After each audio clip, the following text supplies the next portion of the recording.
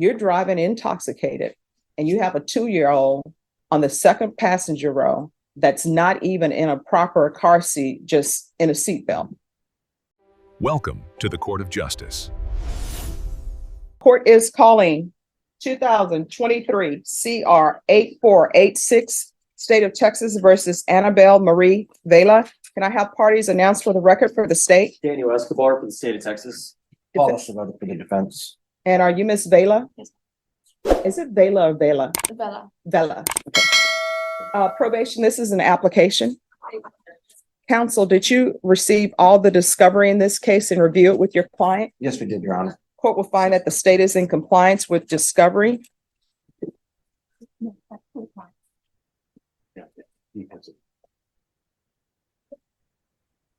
Ms. Vela, did you review the document entitled True Bill of Indictment with your attorney? Yes, ma'am. Did you understand it? Yes. Counsel, do you waive the reading of the indictment? Yes, we do. State, are you proceeding on the indictment as presented? Yes, Judge.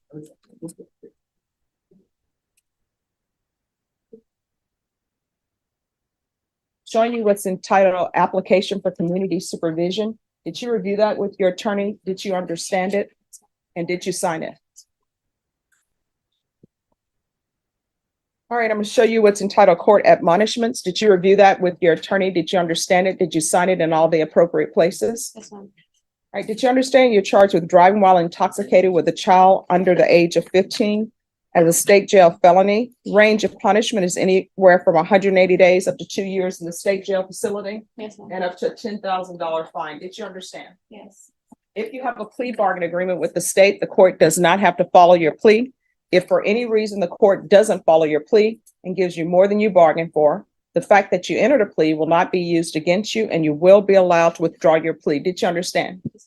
Did you understand you have a right to jury trial, a right for you or your attorney to cross-examine and confront any witnesses the state would call and the right to remain silent? Yes. Yes, ma'am. Did you understand by entering this plea bargain agreement you were giving up those rights? Yes, ma'am. Did you intend to give up those rights and enter into a plea in this case? Yes, ma'am. Counsel, has your client been able to provide you with any defenses? Yes, she has, Your Do Honor. you believe she has a rational as well as a factual understanding of the charges against her? I feel she does. Do you believe she's currently competent and was legally sane at the time of the offense? Yes, Your Honor. Ms. Vela, has anyone threatened you, coerced you, or placed you in fear to get you to enter this plea? No. Anyone promised you anything other than the plea? No. Are you satisfied with the way you've been represented? Yes, ma'am. Are you a U.S. citizen? Yes. Court will find that defendant has knowingly and voluntarily waived her right to jury trial. Showing you the plea bargain page. Did you review that with your attorney? Did you understand it? According to the plea, punishment is to be assessed at 2 years in the state jail facility. There's a $500 fine. State recommends community supervision, DWI intervention, VIP, and ignition interlock for half the term. Did you understand that to be the plea? Yes, ma'am. Defense, is that the plea? Yes, it is. State, is that the plea? Yes, Judge. Showing you the waiver of appeal paragraph. Did you review that paragraph with your attorney? Did you understand it? Did you sign it in both places? Yes, ma'am. Did you understand by signing that you're waiving your right to appeal? The only items that can be appealed are written pretrial motions that have been filed, heard, and ruled upon by the court. Did you understand? Yes, ma'am. Counsel, have any such motions? No, Your Honor. I'm showing you outside the agreement. State is requesting that your community supervision be for a term of 3 years. There be a TAP evaluation, 120 hours community service restitution, and 10 days house arrest in lieu of 10 days in the Bexar County Jail. Did you understand those are recommendations from the state and the court does not have to follow those recommendations? Yes, ma'am. Then to the offenses charged, how do you plead? Guilty, not guilty, or no contest? No contest. State, any evidence? State offers State Exhibit 1 and all attachments. We Any have no objection? objection. Excuse me. Judge, may the state be excused. Yes. Thank you.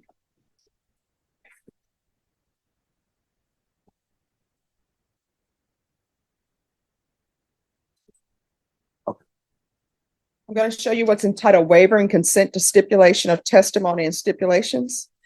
Did you review that with your attorney? Did you understand it? And did you sign it in all the appropriate places? Yes, ma'am. Again, did you understand you have a right to jury trial, a right for you or your attorney to cross-examine and confront any witnesses the state would call in the right to remain silent? Yes. Did you understand that today the state will be presenting evidence in the form of witnesses' statements and police reports But most importantly, there will be no live testimony. Did you understand? Yes, ma'am. Court will find that defendant has knowingly and voluntarily waived and consented to stipulation of testimony and stipulations. Court will accept into evidence states exhibits 1 and attachments and review the same. All right, after reviewing states exhibits 1 and attachments, the court will find there is sufficient evidence to find you guilty, and the court will find you guilty. Are you proceeding with sentencing? Yes, Your Honor. Anything? Yes, I'm sorry. Anything you wish to say on behalf of your client? Yes, Your Honor, there are two issues that I'd like to discuss with the court. Ms. Vella's been sitting in jail for the last 3 weeks, and we would ask the court to take that into consideration in reference to the 10 days house arrest. If you do impose the 10 days house arrest, she is gainfully employed, and that leads to the second issue. We would ask that the court consider allowing her to go to work and home as part of the condition of her house arrest. The second issue is the fact that her employment is in Guadalupe County. And of course, we'd ask you to allow her to travel to Guadalupe County for work purposes. She works at the Tyson Food Factory, which is right off of IH-10. We'd ask you to allow her to travel to Guadalupe County while she's on probation to continue her employment there. And then the last issue we'd like to talk to the court about is the ignition interlock for half the term. Ms. Vela does not have a vehicle. She already had the handheld device, so we'd ask you to continue her with the handheld device. All right. So, Ms. Vela, with regards to the ignition interlock, do you live by yourself or you live with other people? I think other people. All right, and who are these other people? Are they relatives? My boyfriend and his mother. Your boyfriend and his mother? Yes, ma'am. Do they have a vehicle? They do. This vehicle that you were driving, was that your vehicle? It was mine, no. Whose vehicle was it? It was my boyfriend's. So she's gonna have to have ignition interlock. With regards to employment, Real quick, is that vehicle, is it running? Is it drivable? No. she'll have to provide proof of that. Okay. But I'm gonna order ignition interlock. Any other vehicles at that home? No, just it's his trigger doesn't work and then his mom's, but I don't ever drive his mom's car. Well, ignition interlock. Judge, the mother is here if you'd like to admonish her about her using the vehicle. No, I mean, if a vehicle is sitting in the driveway, it has to have ignition interlock on it. Now, is Child Protective Services involved? Yes. And the 2-year-old, where is the 2-year-old now? With his mother, with my boyfriend's mother. She's my safety plan person.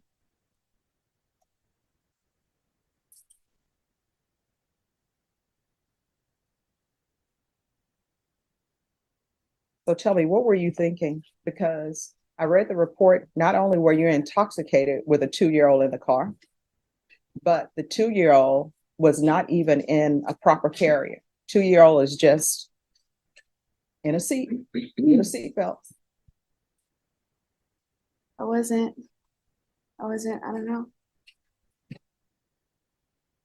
It was a very selfish act of me, and I didn't think all the way through. I didn't. I just wasn't thinking, and So where I were was you being drinking? selfish. Where were you drinking? I was with my sister. At the sister's house? Or No, what? I was going to my cousin's house.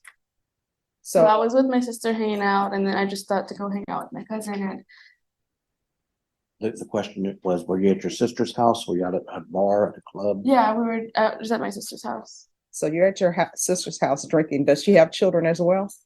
Not that live with her. All right. So she doesn't have children that live with her, but she has children. Another Child Protective Services case, the reason why the children don't live with her? I don't know what her situation is. I don't know what happened, the details of her or what happened, but I just know that the dad took him. He's in the military, and the dad took him. So All right. And so when you were at your sister's house, was the 2-year-old with you while you all were drinking?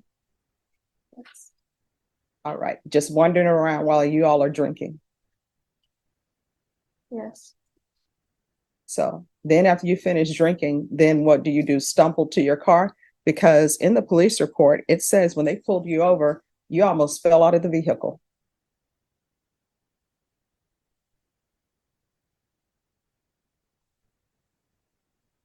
I don't think the judge is trying to make you I know, feel I know. ashamed. She just wants you to realize that. Yeah. I mean, you have to realize there's so much that could have happened. You know, I had a friend, and a lot of people do not read the warning that's over the visor. And you know that warning over the visor that tells you who can sit in the front seat, and it'll tell you what their weight should be and how old they need to be. And if they're not that age and you put them in the front seat and there's an accident, the airbag will just totally sort of crush them. So my friend didn't pay attention to that, and her child was sitting in the front seat, and she wasn't driving intoxicated. And she felt so bad because her child ended up with scratches on the face. They had to take him to a surgeon to take care of the cuts to his face. But you're driving intoxicated, and you have a 2-year-old on the second passenger row that's not even in a proper car seat, just in a seatbelt. And all the people were calling because you were weaving and swerving. So how often are you drinking alcohol, and what are you drinking? Before I got to this point, it was quite a bit, maybe every other day. All right. So what do you know why you're drinking? What started you to drinking a lot? Judge, if I may, on her behalf, just to Sure. help get her going. Yeah. She did commence a 12-step program. She made it through the 6th step. And I think through going through that program, I think those reasons might become clearer to her. I know one of the first steps that she learned was having to accept responsibility for her behavior. When she did end up in jail, several family members were trying to get her out. And she took it upon herself to say, hey, look, the thing is, I got to accept responsibility. Leave me here. I'll go to court and deal with it. I don't know if she really. So is there any mental health issues that need to be addressed? Any past trauma? And I'm not going to ask you what the past trauma is, but is that something that needs to be addressed? Is there something like that? That is beyond my personal knowledge. Were you raised by your parents or no? I was. All I right. just, before I had realized it was an issue, I was just doing it selfishly. I don't know why. I don't know. I knew it was an issue. I had a drinking issue, but I didn't realize how much of an issue it was until all of this happened. And it took me to get to this point to realize that what I was doing wasn't right. And I have a son to raise and look after, and I wasn't putting him first. And All right. So you only have one child? So here's the thing. I'm going to grant your application, but you're going to have to start making choices. And sometimes the choices that we make means that certain people can no longer be in your life. If your sister is not going to get her act together, she shouldn't be in your life. Because, for example, if you would have came to my home and there was a 2-year-old, I wouldn't have allowed people to just be drinking till they're intoxicated. I would have recognized certain things. And if I was not watching and you became intoxicated, I would have said, you're not leaving, I'm taking the keys. So you're going to have to see people as they are, not as you hope they will be, because you have a 2-year-old, and that 2-year-old can't decide and say, hey, mom, I'm not getting in the car with you, you're intoxicated. That 2-year-old is 100% dependent upon you so that they don't have any trauma in their life and so that they go on into adulthood. You understand? All right. This is what we're going to do. I'm going to sentence you to 2 years in the state jail facility. It will be suspended and probated for 3 years. There's a $500 fine that will be probated. Going to do the DWI intervention and education course. Ignition interlock for half the term. There's going to be a 2-year driver's license suspension. 120 hours of community service restitution. I know that Child Protective Services is probably making you do parenting classes. If they're not, you're going to do them. Once you completed parenting classes, the community service hours will be deemed satisfied. Thank you, Judge.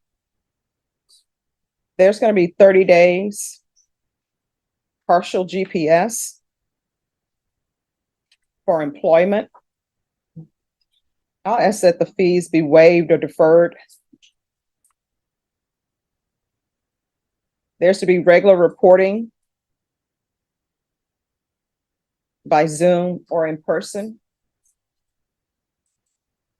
Regular random UAs. Make sure they test for alcohol. Field visits, 1 time per month for 3 months. CPS compliance. 90 sober meetings in 90 days. We'll do a TAP evaluation. That can be out of custody. If you miss that TAP evaluation appointment, a warrant may be issued for your arrest because that's going to be a violation of your probation, or it may end up with you spending time at the Bexar County Jail and having them do the TAP there. You understand? Yes, ma'am. And I'm doing the 30 days partial GPS in lieu of the 10 days in the Bexar County Jail. And the reason why I'm doing it is because I know that the Bexar County Jail, 1, has too many inmates. 2, there are health issues there. 3, there's issues with the facilities, the actual maintenance and upkeep. All right. And with regards to the TAP evaluation, if the TAP evaluation recommends inpatient treatment, we're going to start with intensive outpatient treatment. If they recommend outpatient treatment, I still want to start with intensive outpatient treatment. And we'll do a referral to felony drug court. Felony drug court, there's no room there. There's a waiting list, but things may open up. And if they do, then felony drug court will probably accept you. All right. Probation, is there anything else she needs? Your Honor, you mentioned proof of employment. Thank you. Proof of employment within 30 days. There's to be no employment as a home health care provider or with minors. Anything else, probation? No, Judge. Is there anything else you need from the court? Judge, just the permission to travel to Guadalupe County for employment. All right, she's allowed to travel to Guadalupe County for employment.